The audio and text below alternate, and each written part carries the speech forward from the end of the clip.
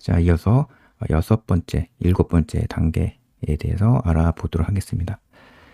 자, 이번에는 이제 마지막 단계의 페이지 테이블에 접근해서 가상주소를 물리주소로 변화하는 단계입니다.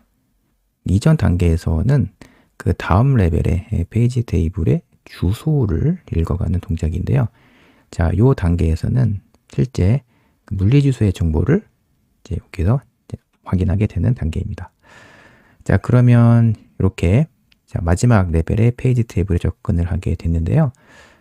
자, 이전 단계의 페이지 테이블에서 페이지 테이블 엔트리의 그 주소를 찾아가는 과정과 같은 동작을 하게 됩니다.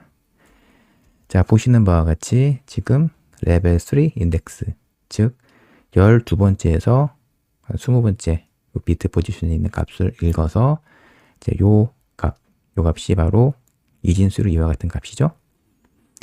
이 값을 16진수로 변환하게 되면은 이와 같은 값입니다. 0x142입니다. 이 값에다가 8을 곱하게 되면 페이지 테이블 엔트리의 사이즈가 8이기 때문에 8을 곱하게 되면은 오프셋 주소를 계산할 수가 있습니다. 그러니까 이 오프셋 주소는 이 베이스 주소에서 이 오프셋 주소를 더하게 되면 페이지 테이블 엔트리의 위치를 우리가 확인할 수가 있는 것입니다.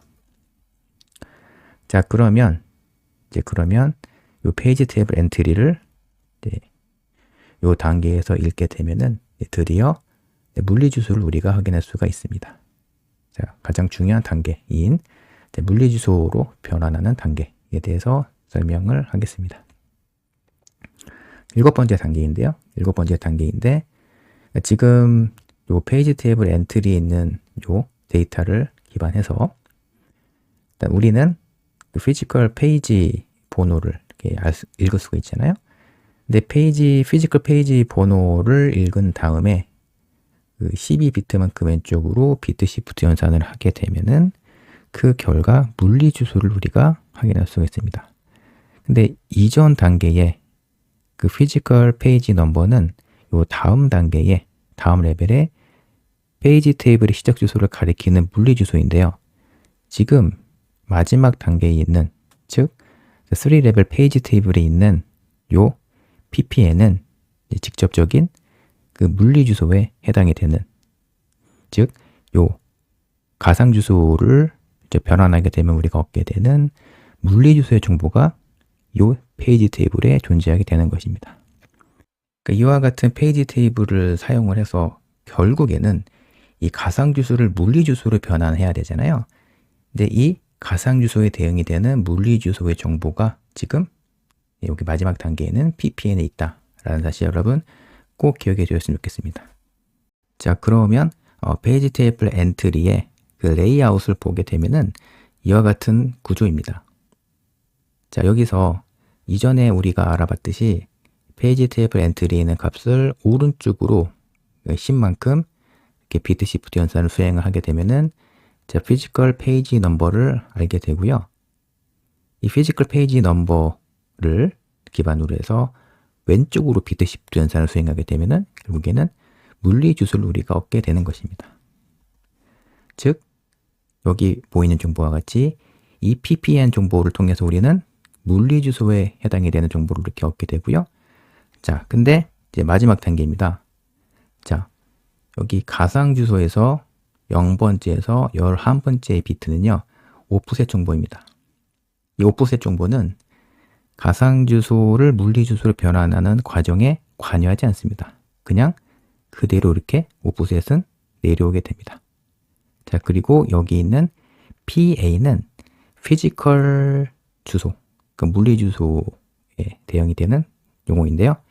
그러니까 그 ppn을 왼쪽으로 비트 시프트 하는 결과가 이와 같고 여기다가 오프셋 값을 더하게 되면은 결국에 우리는 물리 주소를 계산할 수 있게 되는 것입니다. 자, 그러면 요 가상 주소를 기반으로 해서 실질적으로 물리 주소가 어떻게 변화해야 되는지에 대한 예시를 알아보도록 하겠습니다. 자, 여기 있는 주소가 변환하려는 가상 주소입니다. 근데 0번째에서 11번째에 있는 이 비트는 오프셋이기 때문에 주소 변환에 이 오프셋은 사용이 되지 않습니다. 나머지 여기 있는 그러니까 12번째에서 그러니까 20번째 그리고 21번째에서 29번째 30번째에서 38번째에 있는 요 가상 주소를 이진수로 변환한 요 비트 포지션에 있는 값들 있잖아요. 이 값들은 멀티 레벨 페이지 변환의 인덱스로 사용이 되고요. 근데 0번째에서 11번째 비트에 있는 값은 오프셋으로만 사용이 되게 됩니다. 자, 그래서 우리는 이제 가상 주소를 물리 주소로 변환하는 이 과정에 대해서 우리가 알게 됐는데요. 근데 우리가 이 과정에서 또 한 가지 짚고 넘어가야 될 정보가 있습니다. 이게 무엇이냐면, 자, 가상 주소가 물리 주소로 어떻게 변환해야 되는지에 대한 흐름을 우리가 알게 됐고요. 두 번째로는 이 가상 주소를 물리 주소로 변환하는 과정에서 무엇인가 오류가 발생하게 되면은 페이지 폴트가 발생할 수 있다는 그 점도 우리가 파악하실 필요가 있습니다.